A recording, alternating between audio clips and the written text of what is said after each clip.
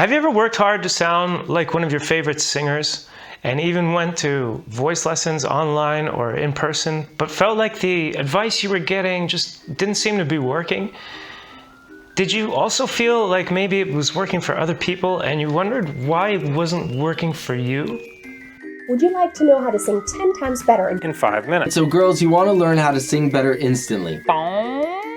just 5 minutes? You're likely to be much more satisfied. To really sing better Instantly. instantly. Sing better. Sing better right now. Singing better instantly.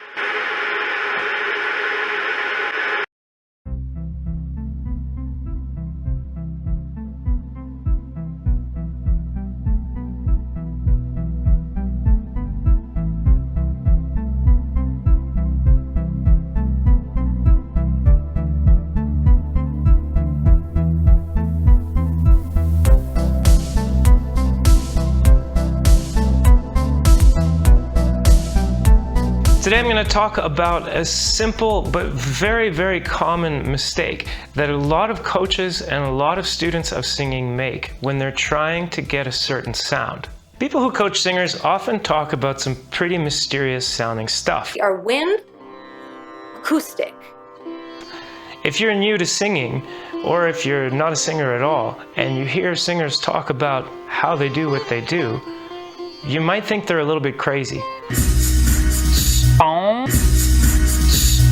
Typical coming from that head and that mix to go to the chest. I'm above the nasal cavity. I'm singing through my eyes and my eyebrows. It's one of the most difficult passages that you could do. Now it's easier to come from a chest and go to a head. They talk about things that seem to be magic. Head voice, What is head voice? chest voice, Men have 2/3 chest voice and 1/3 head voice. mixed voice. Well, what does mix mean? This is called your middle register, and it's essentially the space that lies between your lower and upper register. So for mixed voice, the vocal folds do have to stretch to get to that pitch. And it's a really weak sounding place in our voice for most of us. But in the process, they also thicken up a little bit more. It's something that we want to work on strengthening. So what we're working on is kind of erasing the middle register. So we end up with this combination of thinness and thickness. Chest dominant mix, head dominant mix. No matter what you're singing, there's always an element of mixture in play. It's just a matter of how much ratio of mixture. They talk about where they put their sound. Chest voice is when the sound of our voice resonates in our mouth. And let's say my mouth is really mouthy. Head voice, on the other hand, is where we get the voice resonating or vibrating primarily up in the head. And above, that line. And which way the air flows. Your soft palate lifts like this. Look at all that space you have, that extra space for the air to come through, up into that space and carry forward and out. When the vocal cords stretch out, the larynx tilts and rocks. This sends the air up and into the head resonance. So when we feel more head resonance, we get more stretch to the cords. So we're going to practice by aiming the air through the nose. If your orientation is to sing in the resonance. These things don't seem to make sense, and often it's because they don't. And that's not really going to be all that helpful to us.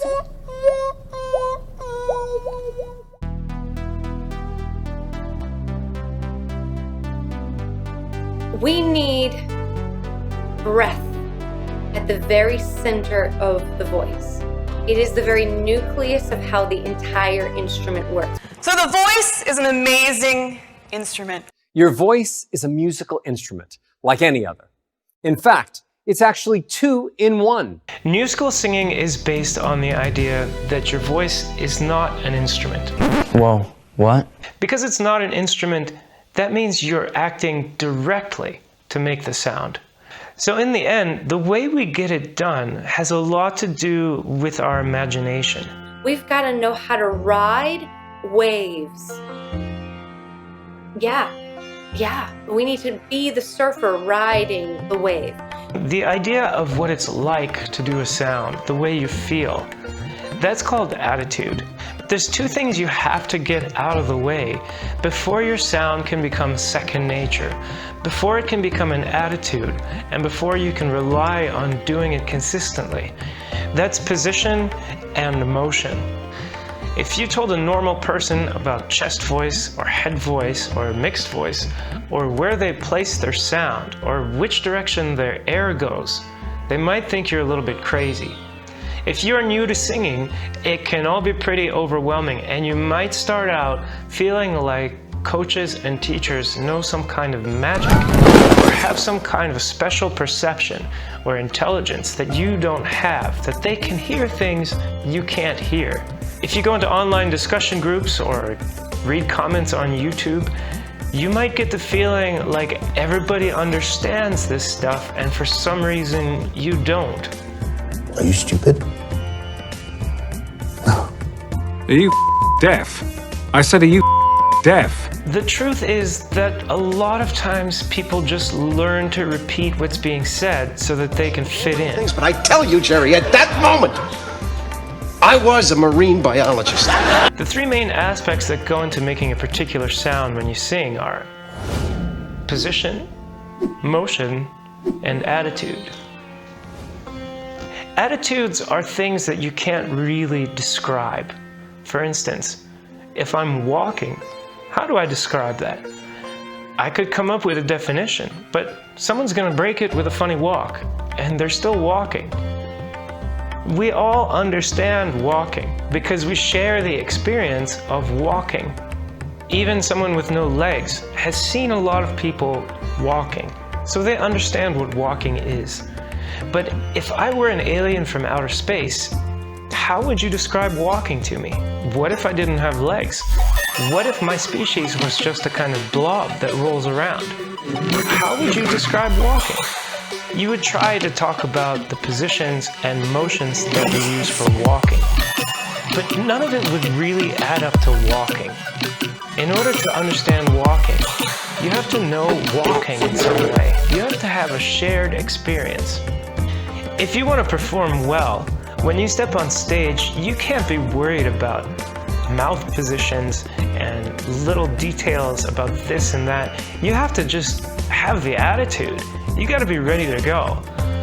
But how do you get there? That's the issue. In the end, the sound that you get isn't really caused by the attitude. The sound that you get is caused by position and motion of your body. Most voice teachers and coaches tend to talk about the attitude that you're going to need in the end and expect you to find the position and motion. When your technique is a simple attitude, you can get on stage and just do it without thinking about it. And that leaves you free to communicate directly with your audience instead of thinking of yourself like an instrument. But when you're not ready for that moment, you're going to step on stage and find yourself flooded with all kinds of details that you didn't think about before the moment happened. So today I want to introduce you to something that you can look at, understand, and see right away. Instantly. Right now. Instantly after this video. In 5 minutes. That's the position and motion of your mouth. I'll be talking about certain shapes you can make with your mouth using specific labels. But don't worry, if you don't want to use this system, you don't have to. What matters in the end is what you do, not what you call things. They're really useful to me because I have a lot of details I need to keep organized on the job. I sing in 5 languages, I have to sing and act at the same time, there's a lot of distractions going on, and I just never know when I'm gonna get a surprise on stage. So I try to show up with everything ready to go. It's also a lot of music to learn and study and memorize. So for me, it's really important to have a way to keep everything organized. My job is singing opera, but I also like to do a lot more than that. You can watch my crossover covers here on this channel, and you can see that I put a lot of work into doing them. But you can also see that I use very different position and motion to sing that music. I want you to do a quick experiment. Make a video of yourself singing a song that gives you a lot of trouble. And now find some footage of an artist that you admire singing that same music live. Compare the position of your mouth and the motion of your mouth to theirs. What can you notice about the way they move their mouth and the way you move your mouth? Is it the same or really a lot different? Yeah, of course, there's a whole lot more that goes into how they make their sound than just the position of their mouth. This is one thing that can really hold you back, even if you have really great ideas about what you're going to do with the rest of your body. The reason for it is something called source filter non-linearity. Now, you see a lot of teachers talk about your larynx and the vocal cords and these little tiny muscles inside of your throat that need to be strengthened or made more flexible or more coordinated in order to get the sound that you want. And that's true, but it's also true that the shape of your vocal tract has a huge effect on how your larynx actually functions. That means that no matter what you're doing in your throat, if you're not doing the right thing with your mouth, you're not going to get the result that you're after. So why not get these details out of the way? Now, a quick word about what some coaches say about imitating others. The main thing with becoming an artist is to be original, is to be authentic, is to be who you are. Get so many singers who come to me who say, I want to sound like so-and-so. I did that when I was so much younger, and because of that, I also started to form some very bad habits. Everybody has a great voice. Everybody. The only reason you don't is a lack of your full resonance. And that means because of constrictions in your throat, it's not that you're not hearing your true voice, but you're not hearing your whole voice. And when you hear your whole voice, you will hear it as your true sound. My voice, my true sound, my real tone. So that you can really enjoy singing on a much greater level at what level you are at. That's just semantics. Now that sounds really great, finding your own natural sound, but are you really going to be satisfied with that? If you simply don't sound as good as you would like to sound, rule number one I have is that it doesn't matter what it sounds like.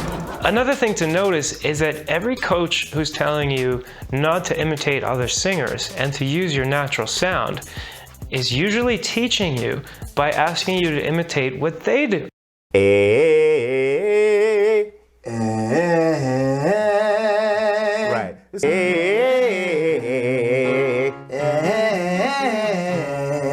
In a way, they're kind of gaslighting us. They're telling us not to imitate others, and they're telling us that imitation is a way to get bad habits, but that the way we're going to get out of that is by imitating them. So let's put those ideas aside for a second. Let's imagine that imitating other singers is the best way to learn, and basically the only way anyone is teaching singing anyway. If I were to sing, baby tonight, I'm blowing up your line, is that my voice? It is, but it's my voice weighted down by all kind of neck pressure. So instead of, I'm blowing up, if I let go, I'm blowing up your line. And one great thing about new school singing is it allows you to use other systems for looking at different types of singing or looking at your main type of singing, and just lets you switch to get a different point of view. So if we look at this singing on the left, baby tonight, I'm blowing up your line, Eric is using modes called edge and overdrive. They have something called metal in the sound. And on the right, he's using something called neutral. I'm blowing up your line, Now, neutral is a non-metallic mode. It may be that when he sings in edge, Eric feels weighted down by all kind of neck pressure. That's resolved by getting good at edge and practicing singing in edge mode. Another problem with this example is that although he's focused on the neck tension, he's missing the really obvious, which is that he's using completely different mouth positions. And those different mouth positions are going to call for different strategies in the body and in the neck. Maybe worse than that is what a lot of you are experiencing when you come to me is a lack of your full resonance. But if we look at a spectrograph here, we can see that the sound on the left is more resonant, and the sound on the right is less resonant if we're looking at it objectively. Does that mean the sound on the left is better? That's just the quality of the edge mode. It's capable of making a bigger projected sound than neutral is. It's like I always say, it's not about the size of the boat, but the motion of the ocean. Yes. Baby, tonight I'm blowing up your line. I'm blowing up your line. You may have noticed I like to talk about things in threes. And I like to do that because it helps you avoid binary choice. The binary choice is when you think in black and white. It's this or that. It's healthy or unhealthy. It's right or it's wrong. It's natural or it's unnatural. Either you're for us or you're against us.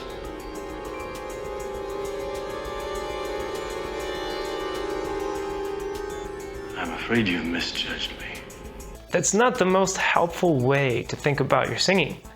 So instead of thinking of imitating other singers as right or wrong or healthy or unhealthy, why not just think of it as one of the things you can do? That doesn't mean you have to always do that. It doesn't mean you can't find your own sound. It does mean that you're going to learn some techniques. And you're going to learn some techniques because techniques are the only way you get the sound in the first place. There's no magic. There's position, motion, and attitude.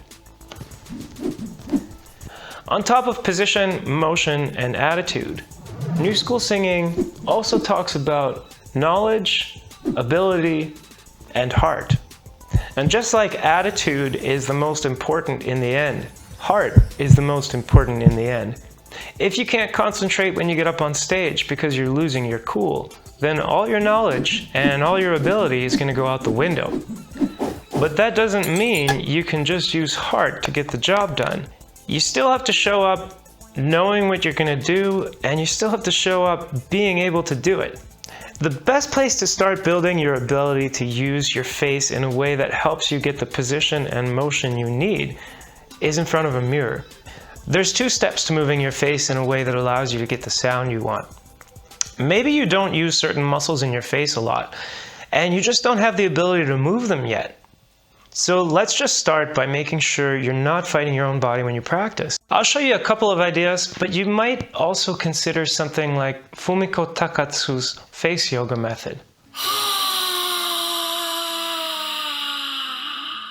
I'll put a link in the description. Now, once you have the ability to do what you need to do, you need the knowledge to know how to do it and when to do it. To help you with that, New School Singing has 2 simplified systems for describing the shape you make with your mouth. Now, they're simplified in the sense that they don't include everything you need to know about how to move your jaw and how to move your lips. In fact, they only work in 2 dimensions. That's important for one reason, and that's that when you have too much information, it's just like having no information at all, because you can't handle it all at the same time. Do we got that? Randy's length is 4.4 inches, but his adjusted length is 6.3. So how does our example person, Randy, compare to others on the TMI scale? By referring again to the TMI chart, we see that a TMI of 6.3 is 0.8 inches more than the national average.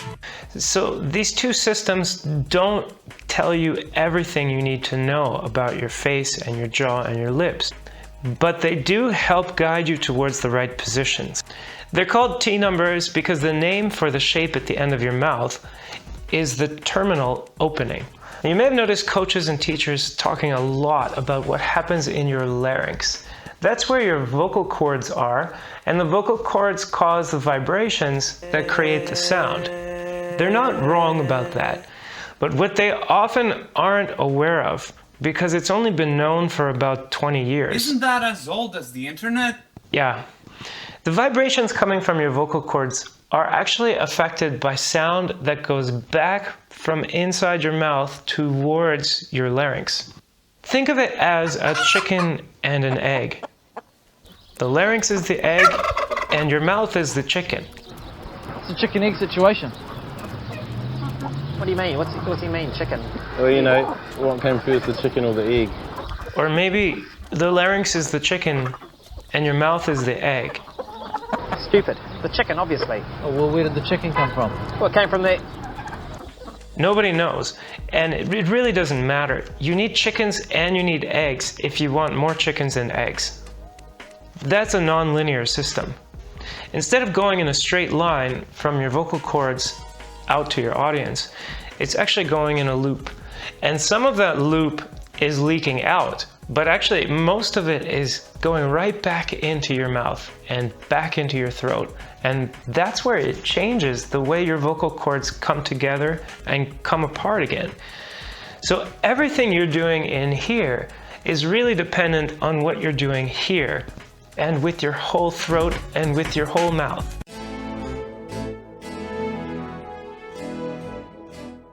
Now your jaw and your lips aren't limited to moving in 2 dimensions. Your jaw can move up and down, it can move side to side, and it can move back and forth. Imagine a circle in the front of your face. Now imagine you make a shape inside that circle. Of course, there's an infinite number of actual shapes you can make inside that circle. But the T numbering system marks some significant points that can help you find your way. It's a little bit like there's an infinite number of spaces between point A and point B. But when we're making a map, we're only interested in some of those points. Let's start in the middle, position 0. You'll see this position a lot when you watch opera singers. You'll see it a little bit less when you watch contemporary singers. In opera, it's often called cover. Contemporary singers also might call it a cover, or they just might call it a big round O. There's something really neutral about this to me, maybe because I'm an opera singer and I use this position a lot. Also though, it just looks like a big 0 shape, so I called it 0. And that's where we begin, and that's kind of the middle of the T numbering system. Let's look at the next position. If we close the circle a little bit, we get position +1.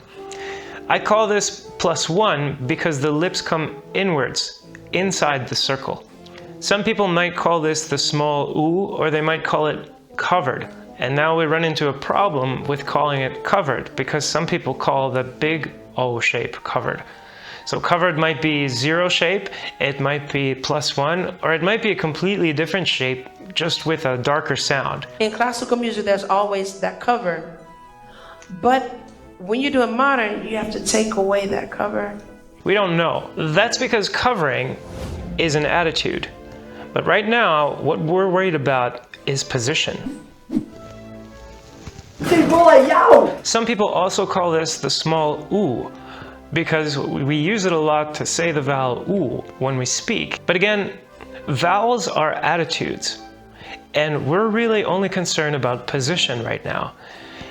Not to mention, I can make a lot of vowels in this position.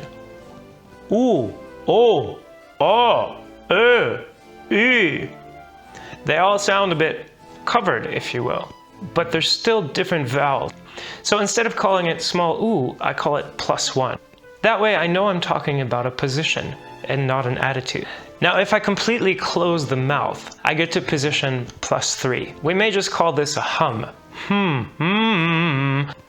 And that's fine. I just like to have +3 to keep my system nice and neat. Now you might ask, why did we skip +2? Well, that's because +2 is next. Between +3, and +1, ooh, we have +2. Ooh. Actually, I got the idea to start experimenting with this position from watching ventriloquists. Are you ready? Yeah, I'm ready. Hit it.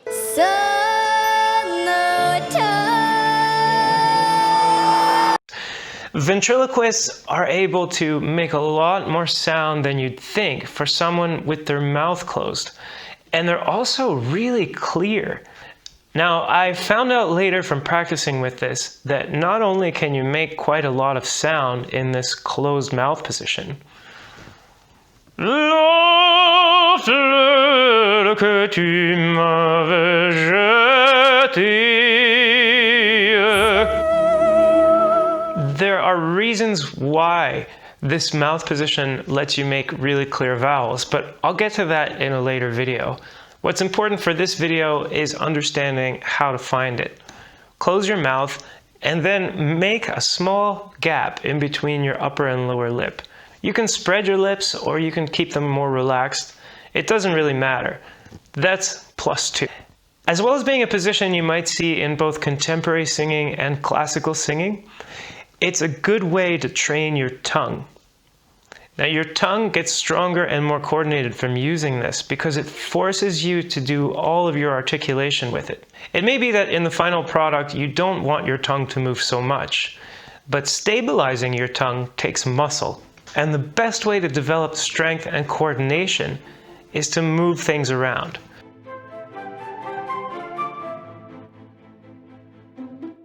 Now let's head back to position 0 so that we can go the other way.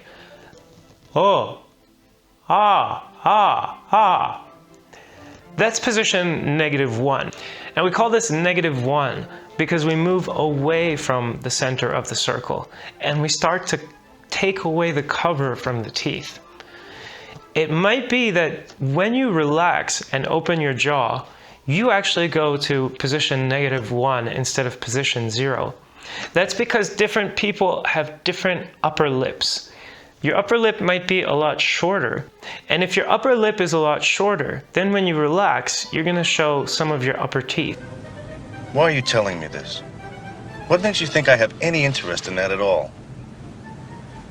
Because if you and I are trying to communicate about how to make a certain sound, the source filter nonlinearity theory tells us that we need a particular shape in order to reflect something back to the chords that helps them vibrate in a certain way. The sound doesn't care if your lip is relaxed or if your lip is tense. All it cares about is the shape in your terminal opening.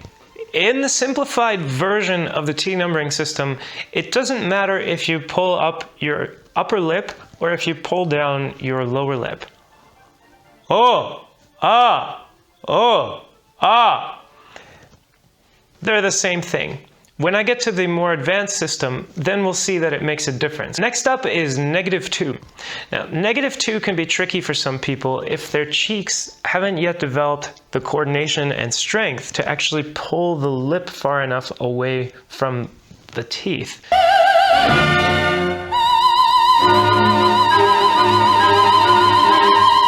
So if you need to, work in the mirror and pull hard until you see the shape. Don't worry about whether it feels tense or not. It's going to get easier as your face gets stronger. In this extra simple version of the T numbering system, -3 is the final position. This one's often called the smile. To get this position, you have to start closing your jaw and you make your mouth as wide as possible. Oh, oh, e, e, e, e. You'll see this one a lot in contemporary singing and in musical theater singing. Deceive me. You'll also see it once in a while in classical singing, and it's fine if you use this. A lot of teachers say you should never ever use this position, but I have to disagree. On some people, it sounds really good. It depends on the strategy that you're using to get your sound.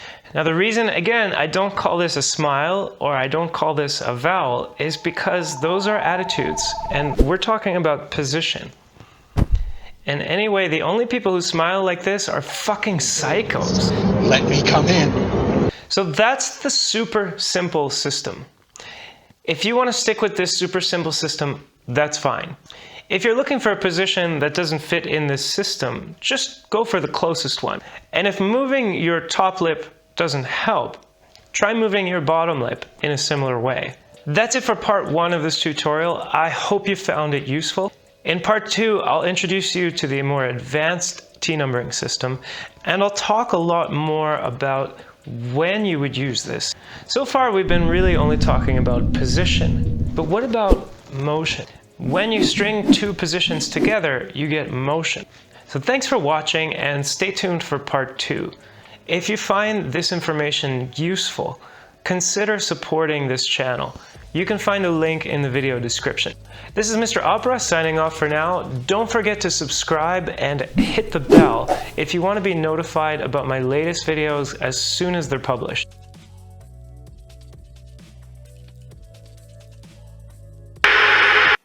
I'm above the nasal cavity. I'm singing through my eyes and my eyebrows. Oh my goodness, what's happening? And the voice is sitting in the mouth. Everybody has a great voice. However, you don't because you don't have the range that you would like to have. So it's my intent with this video to empower you to work with me personally. Make us feel good. It does feel good, especially when we don't care what it sounds like, right?